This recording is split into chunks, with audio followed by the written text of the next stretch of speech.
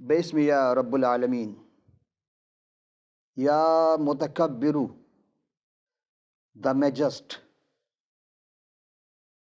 کرتا ہے جو بھی ذکر خدا وہی تو متذکر ہے، کرتا ہے جو بھی ذکر خدا وہی تو متذکر ہے، اور دل میں جو نفرتوں کو ابھارے ابلیس وہی تو متنفر ہے، جو خالق ارض و سما اور کون و مکاں ہے، جستا ہے تاج کبر جس کے سر پر وہی تو متکبر ہے۔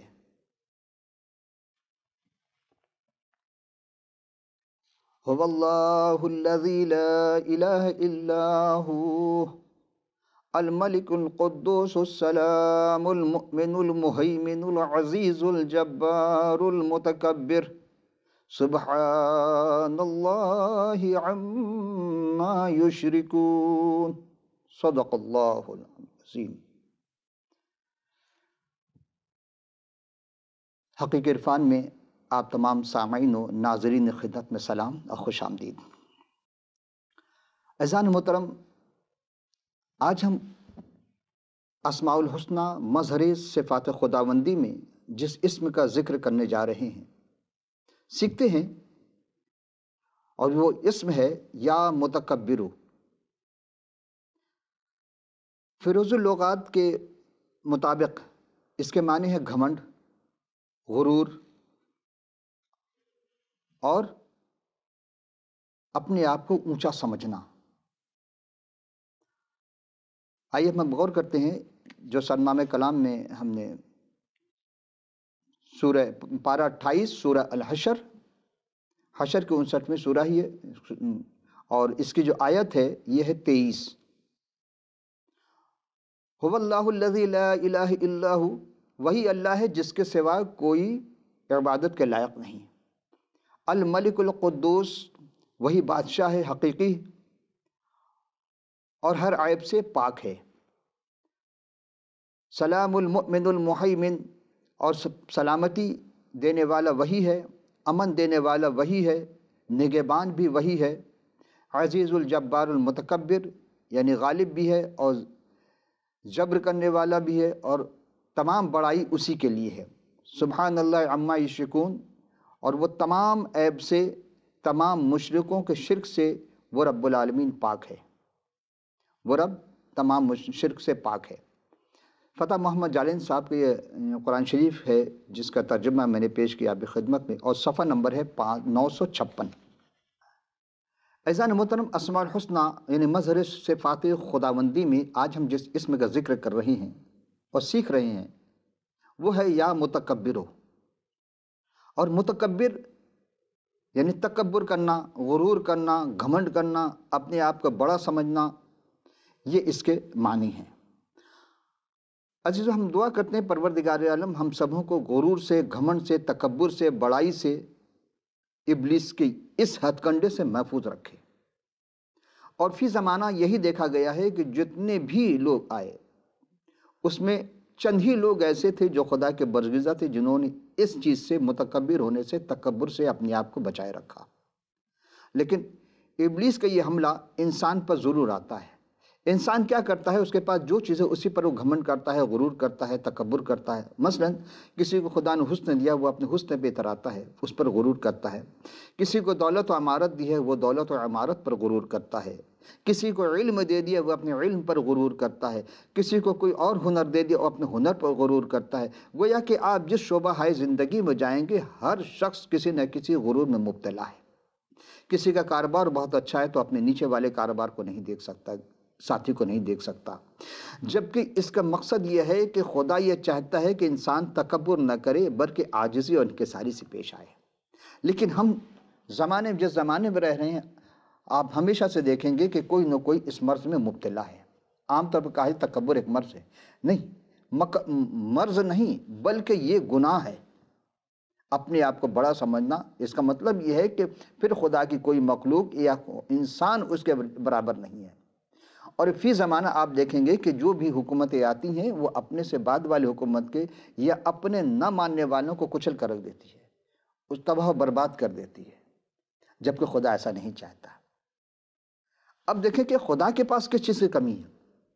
وہ ہر چیز کا خالق و مالک ہے، لیکن تکبر کبریائی اسی کے لیے ہے، یہ کبریائی کا سزاوار اسی رب العالمین کے لیے، اور کوئی سزاوار ہو ہی نہیں سکتا، اور کسی کے سر پر یہ کبریائی کا تاج رکھا ہی نہیں جا سکتا۔ وہی متکبر ہے اور بڑائی سب اسی کے لیے ہے۔ ایضاً ایک اور سورہ آیت کی جانب، یہ سورہ ہے سورہ مومن، 24واں پارہ ہے اور 40واں سورہ، آیت نمبر 27۔ اور موسیٰ نے کہا میں ہر متکبر سے جو حساب کے دن یعنی قیامت کے دن پر ایمان نہیں لاتا ہے اور اپنی اور تمہارے پروردگار کے پناہ میں لے چکا ہوں۔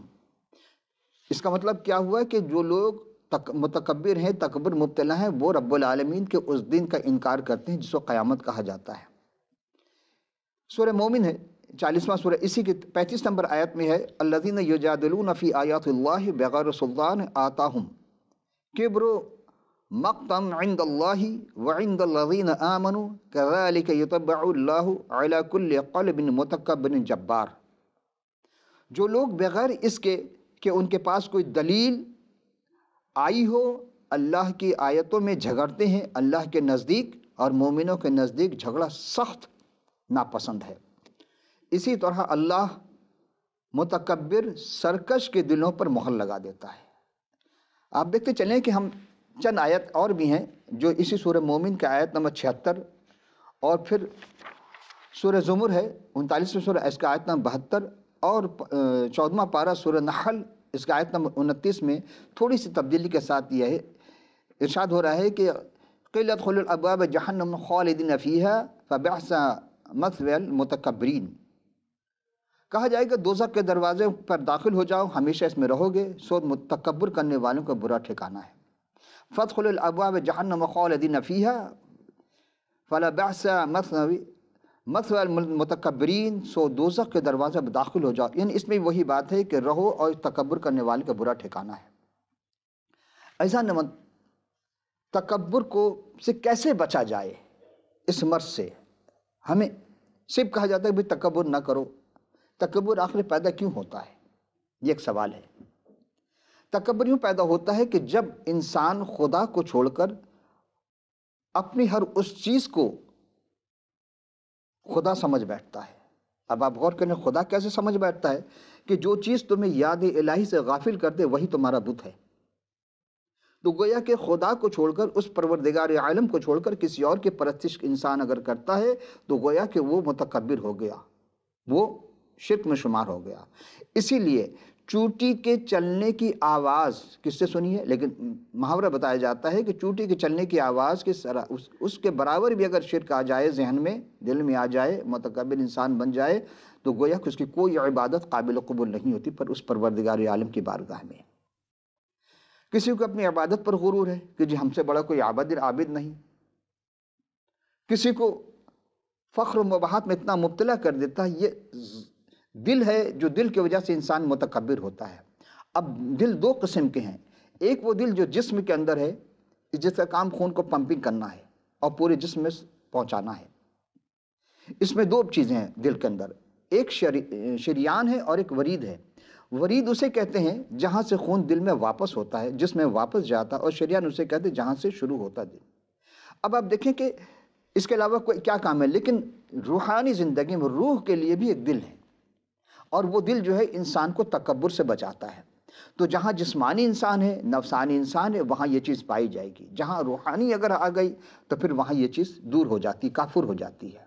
ابلیس کے حملے ہوتے ہیں بار بار، لیکن وہ خدا کے فضل سے وہ اپنے آپ کو بچا لیتا ہے، یا خدا اس کو محفوظ کر لیتا ہے۔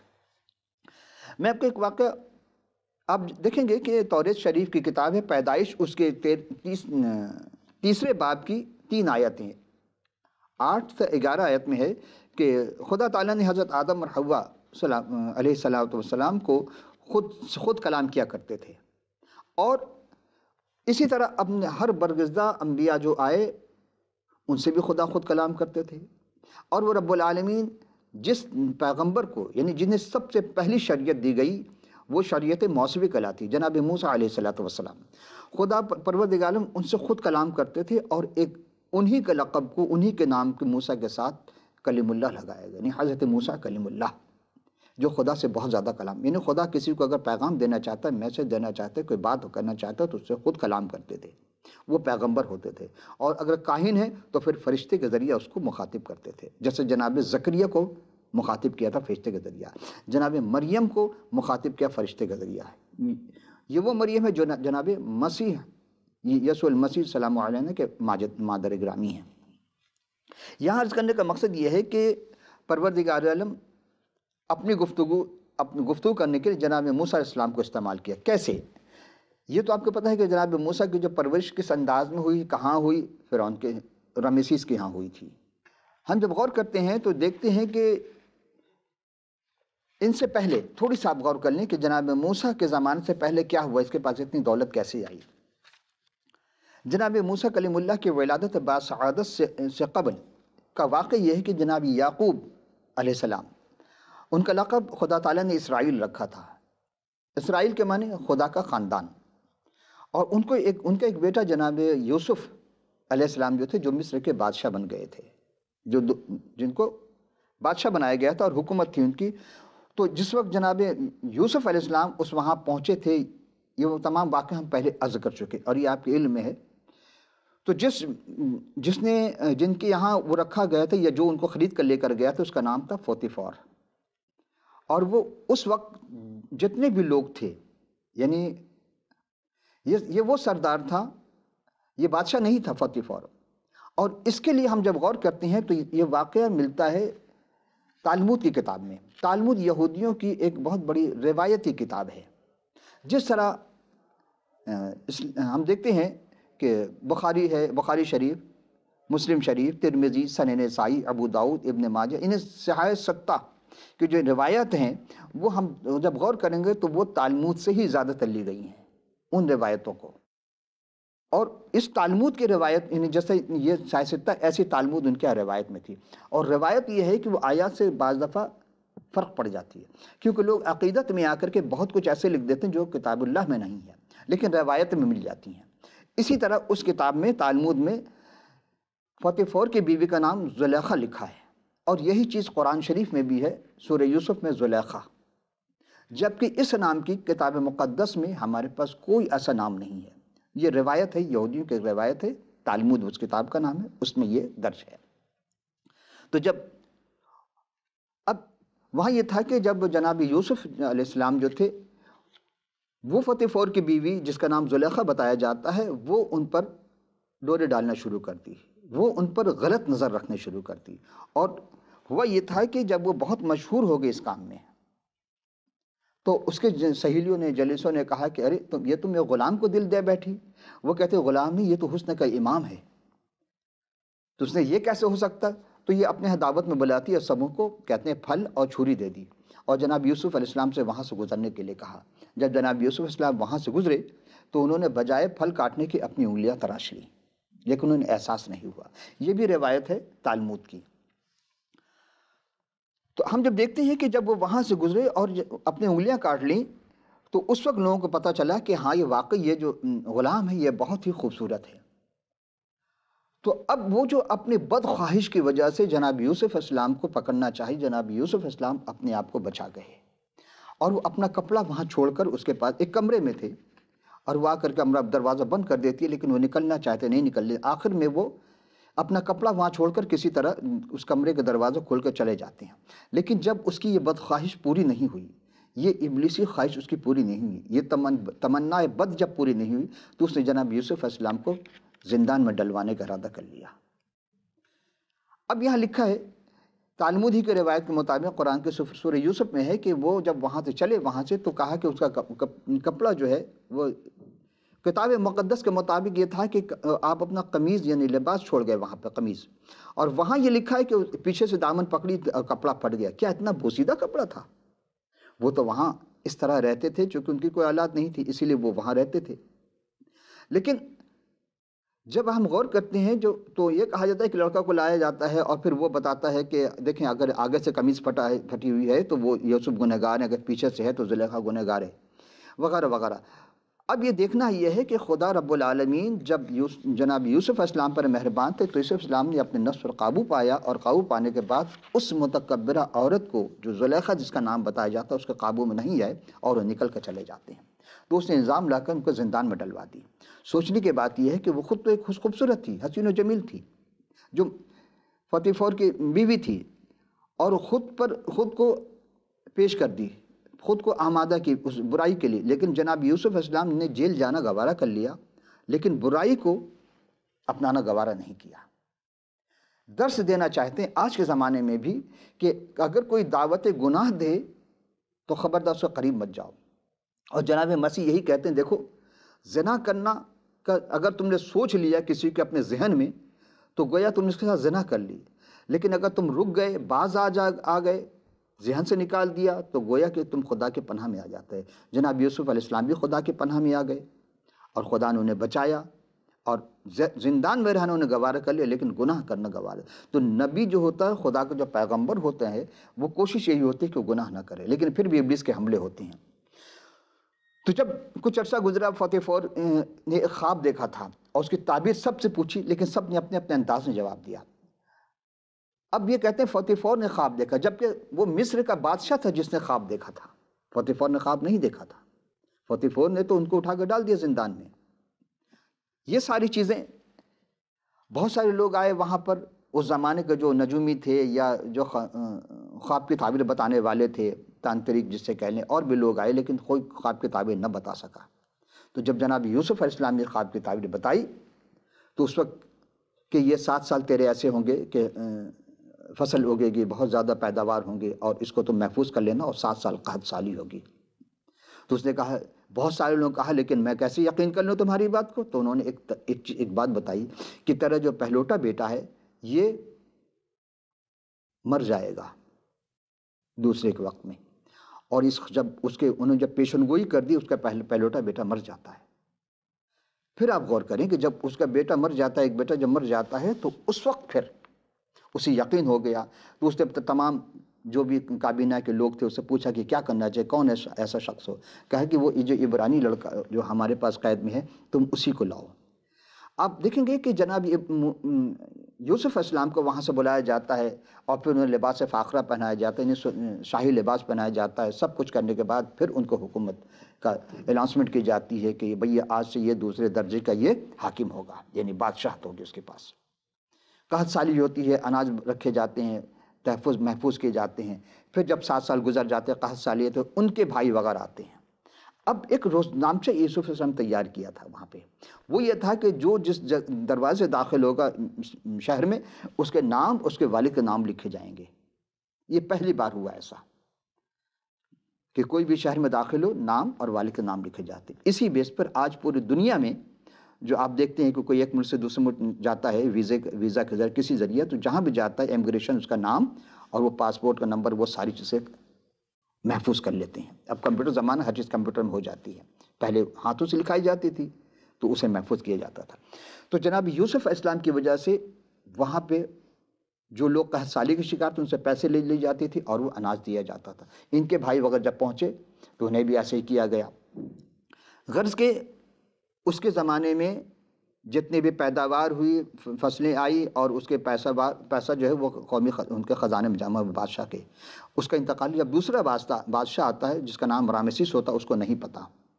ایسا یہاں کہنے کا مقصد یہ ہے کہ جو دوسرا بادشاہ تھا وہ جناب موسیٰ کے زمانے کا ہے، اور جناب موسیٰ کے بارے میں آپ یہ ہم سے بخوبی بہتر جانتے ہیں۔ یہ خروج باب 1 اور 1 سے 22 آیت میں وہ چیز درج، میں اختصار سے چلوں گا چونکہ دامن وقت میں اب گنجائش بہت کم ہے، کہ جب مصر کا ایک نیا بادشاہ رامسیس ہوا جو جناب یوسف کو سے واقف نہ تھا، تو اس نے دیکھا کہ بنی اسرائیل سے بہت زیادہ تعداد میں جو لوگ آئے تھے، وہ طاقتور بھی تھے اور محنتی بھی تھے، جفاکش بھی تھے، تو انہوں نے حکمت علمی استعمال کیا کہ انہوں نے کہا کہ ان سے بیگار لیے جائے۔ 2 شہر آباد کیے گئے تھے، ایک کا نام تھا رامسیس جس بادشاہ کے نام سے تھا، اور دوسرے شہر جو تھا اس کا نام توم یا فیتوم تھا۔ تو یہ شہروں میں جو بنی اسرائیل تھی وہ مصر میں آزاد ہو کر بیابان کے سفر اسی شہر سے روانہ ہوئے تھے، اور یہ بھی خروج 12 کے باب کے 37ویں آیت میں ہے، اور گنتی کے 33 باب کے 3 اور 5ویں آیت میں درج ہے۔ تو جناب موسیٰ کلیم اللہ کی جب ولادت باسعادت ہوتی ہے، بادشاہ فرعون رامسیس ہوتا ہے، تو اسے یہ پیشن گوئی کی گئی تھی کہ ایک بچہ پیدا ہوگا اور یہ اس طرح تیرے حکومت کو تاراج کر دے گا۔ وہ تکبر میں آ گیا اور بچوں کا قتل عام کیا، لیکن خدا نے موسیٰ کو بھیجا، اور موسیٰ علیہ السلام کی پرورش بھی اسی جگہ ہوئی۔ کس طرح ہوئی کہ اس سے پہلے اس نے دائیوں کو بلایا اور 2 دائی مقرر کیے۔ اس دائی کا نام، ایک کا نام ہے صفرا اور ایک کا نام فعا۔ اسے بلا کر کہا کہ جب عبرانی عورتیں بچہ جنے، اگر بیٹی ہو تو چھوڑ دینا، جیتا چھوڑ دینا، اور بیٹا ہو تو اسے مار ڈالنا۔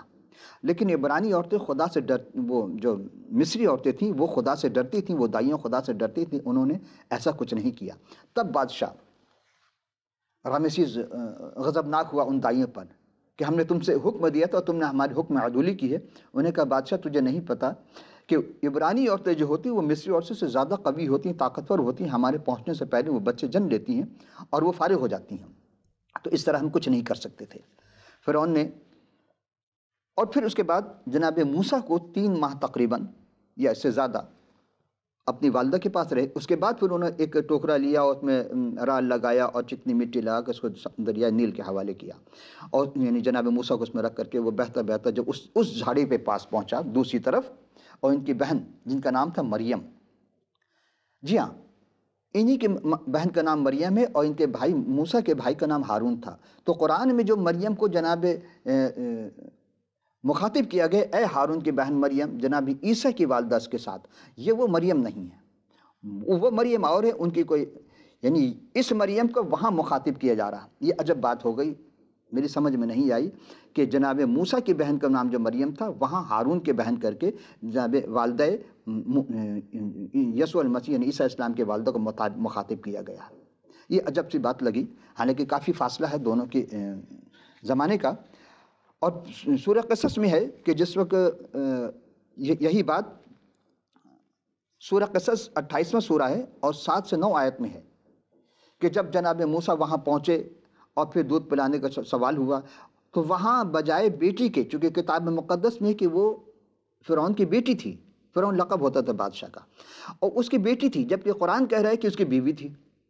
یہ ایک، اور یہ جو روایت ہے وہ تالمود کی روایت سے مطابقت رکھتی ہے، جبکہ کتاب مقدس میں ہے کہ اس کی بیٹی تھی۔ اس نے اپنی سہیلیوں کے ساتھ وہاں چہل قدمی کر رہی تھی، جب دیکھا کہ کوئی چیز ہے اس نے اپنی سہیلیوں کو بھیج کر وہاں سے اٹھوایا، دیکھا تو ایک بچہ ہے، اس نے کہا ہم اسے پرورش کریں گے۔ اور سورہ قصص کے آیت نمبر 7 کے مطابق کہ جب اسی کے جب آگے جائیں گے تو 12ویں آیت کے مطابق خدا نے، یعنی کہ اس کی جو بہن تھی جناب موسیٰ کی بہن مریم، وہ وہاں پہنچے، انہیں کہا کہ اگر تم کہو تو ہم اس کے لیے کوئی دائی کا انتظام کریں، عبرانی عورتوں میں سے ہیں جو دودھ پلاتی ہیں۔ گویا کہ خدا نے جناب موسیٰ کے لیے ان کی والدہ کو مقرر کیا، وہی جا کے دودھ پلاتی تھی۔ خدا کے ایک قانون ہے کہ نبی کوئی بھی ہوگا وہ غیر عورت کا دودھ نہیں پیے گا، جب بھی پیے گا اپنی ماں کا پیے گا۔ یہ ایک فارمولہ ہے، جناب ابراہیم کو اٹھائیں، جناب نوح کو اٹھائیں، جناب داؤد کو اٹھائیں، جناب سلمان کو اٹھائیں، جناب یعقوب کو اٹھائیں، سب نے اپنی ماں کا دودھ، موسیٰ نے بھی علیہ السلام نے بھی اپنی مادر گرامی کے شیر سے وہ صحتیاب ہوئے تھے۔ لیکن جب جیسے جوان ہوئے، پھر آپ دیکھیں گے کہ جیسے جیسے جناب موسیٰ بڑے ہوئے اور وہ اپنے بھائیوں کے ساتھ جب باہر گئے تو مصر میں ظلم و تشدد دیکھے۔ وہاں جناب موسیٰ نے ایک شخص کو گھوسا مارا، مکہ مارا، وہ مر جاتا ہے، اس کا قتل ہو جاتا ہے، اور وہ وہاں سے اس خوف سے مدیان چلے جاتے ہیں، اور وہاں ایک کاہن رہتے تھے جنہیں یترو کہا جاتا ہے، ان کی بیٹی سے جناب موسیٰ کی شادی ہو جاتی تھی، اور وہ وہیں بھیڑ بکریاں چرایا کرتے تھے۔ یترو کو پیغمبر بنا کر کے قرآن میں بتایا کہ وہ جناب شعیب ہیں۔ یترو جو تھے وہ پیغمبر نہیں تھے، یہ کاہن تھے، اور کاہن بھی خدا کا برگزیدہ ہوتا تھا، اور اس کی تمام چیز جو ہے یہ اس زمانے کی بات ہے کہ کاہنوں کو خدا ایک ڈیوٹی دیتے تھے۔ اگر آپ کو یاد ہو تو میں نے کاہن کا تذکرہ جناب یسوع مسیح کی یعنی عیسیٰ اسلام کی اس میں بھی پیش کی تھی کہ یہ کاہن کون لوگ تھے اور ان کی ڈیوٹی کیا ہوتی تھی۔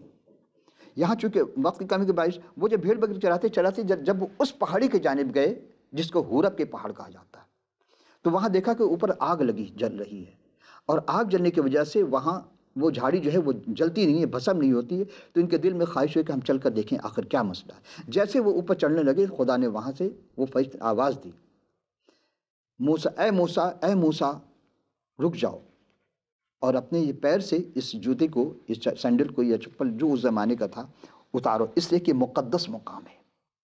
خدا موسیٰ کو مقدس مقام پر بلاتے اور 40 دن تک ان کو وہاں پہ یعنی وہ دیکھتے ہیں کہ یہ کیا چیز ہے۔ لیکن جناب موسیٰ وہاں جب دیکھنے کے بعد پھر وہاں سے پھر اس نے کہا کہ میں تیرے موسیٰ ادھر ادھر دیکھتے آواز کس کی آتی ہے؟ خدا کی آواز آتی ہے۔ یہ ہے خروج اس کے 3 باب کی 6 آیت میں ہے۔ پھر اس نے کہا کہ میں تیرے باپ کا خدا یعنی ابراہیم کا خدا، اسحاق کا خدا، یعقوب کا خدا، میں نے اپنے لوگوں کو تکلیف میں مصر میں ہے خوب سنی ہے ان کے فریاد کو جو بیگال لیتے ہیں۔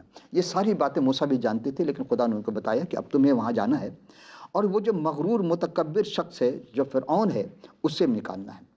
غرض کہ موسیٰ پہنچتے وہاں پر اپنے بھائی ان کے بھائی ہارون کے ساتھ، اور وہاں پر انہوں نے جب دیکھا کہ وہ سخت دل ہے، بہت ساری باتیں ہوتی ہیں وہاں پر، بہت سارے معجزات ہوتے ہیں، کبھی پانی جو ہے خون بن جاتا ہے، میڈک کی بارش ہوتی ہے، جوئیں گرنے لگتے ہیں، بہت ساری چیز۔ تو پھر خدا نے کہا دیکھ، اب اس سے کہا کہ جس طرح تیرا بیٹا پلوٹا بیٹا ہے، اسی طرح بنی اسرائیل میرا بیٹا ہے، پلوٹا ہے، اور ہم اسے بہت چاہتے ہیں۔ اگر اب تو نے ان کو جانے کی اجازت نہ دی، یعنی کس لیے؟ تاکہ وہ میری عبادت کریں، چونکہ فرعون چاہتا تھا کہ اس کی عبادت ہوتی رہے۔ لیکن یہاں خدا اس متکبر کے لیے جناب موسیٰ کو استعمال کرتے ہیں، اور جناب موسیٰ کے پاس کوئی اسلحہ نہیں، صرف ایک عصا ہے، اور اس ایک عصا ہی، اور جبکہ فرعون کے پاس سارا لاؤ لشکر ہے۔